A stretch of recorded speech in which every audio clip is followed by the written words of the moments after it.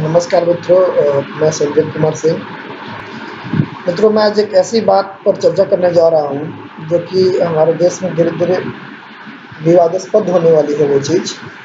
लेकिन अभी भी बहुत ज़्यादा लोग नहीं जानते उसके बारे में, बहुत कम ही लोग जानते हैं।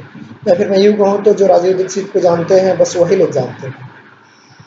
लेकिन राजीव दीक्षित को भी जानने वाले कुछ ऐसे लोग हैं जिनके मन में भ्रम है कि नहीं, ऐसा नहीं है।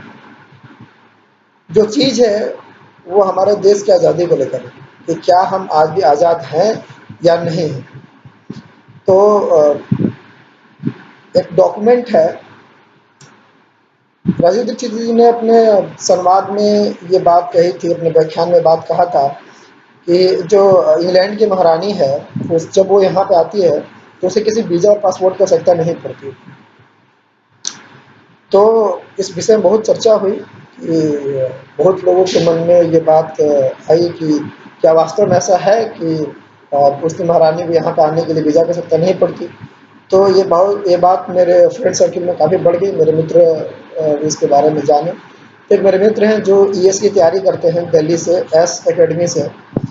तो वो बात वहाँ पे एक टीचर आए उनके, जो सुप्रीम कोर्ट के लॉयर थे, बढ़िया अच्छे लॉयर थे सुप्रीम कोर्ट के। तो वो मेरे जो मित्र थे उन्होंने ये सवाल रखा उनके सामने। तो बोले कि नहीं देखो, ऐसा कुछ नहीं है। अ, जैसे कोई भी देश के कोई भी प्रधानमंत्री या फिर राष्ट्रपति किसी भी देश में आते और जाते हैं तो उन्हें वीज़ा की आवश्यकता नहीं पड़ती है। क्यों? क्योंकि they are invited and we are inviting them. अगर हम लोग किसी को इनवाइट कर रहे हैं या वो लोग किसी को इनवाइट कर रहे हैं तो आवश्यकता नहीं पड़ती उन्हें वीज़ा की। तो फिर मैंने भी इस बात, मुझे तो कुछ ज़्यादा जानकारी थी नहीं इस बात पे, लेकिन तभी मुझे एक डॉक्यूमेंट हाथ लगा। अभी कुछ दिन पहले का है, वेरी रिसेंट है वो डॉक्यूमेंट।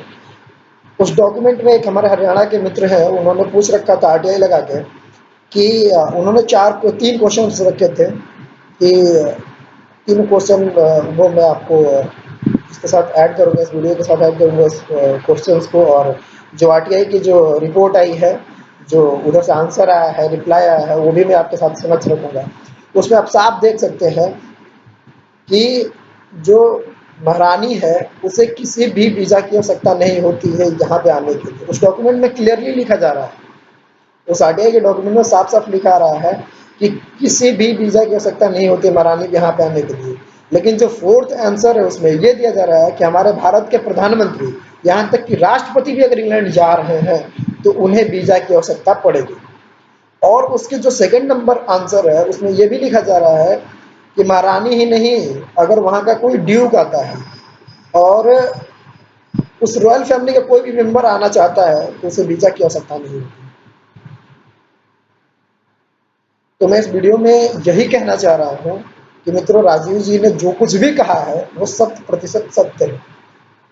क्योंकि आजकल बहुत से लोग हैं जो कहते हैं कि राजीव दीक्षित जी की बातें जो है धरातल पर कई जगह सही साबित नहीं हो पाती है। तो मैं इसी अभियान में लगा हूँ कि राजीव दीक्षित जी की किन-किन बातों को लोग खंडन कर रहे हैं, मैं उन बातों का प्रूफ डॉक्यूमेंट्स के साथ ला रहा हूँ ताकि लोगों के बीच में ये आ सके कि नहीं, राजीव दीक्षित जी गलत नहीं थे।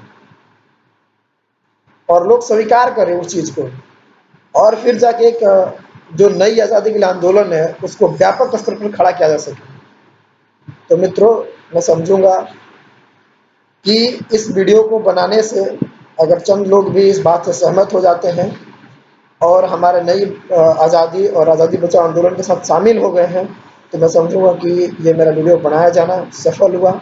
धन्यवाद मित्रों।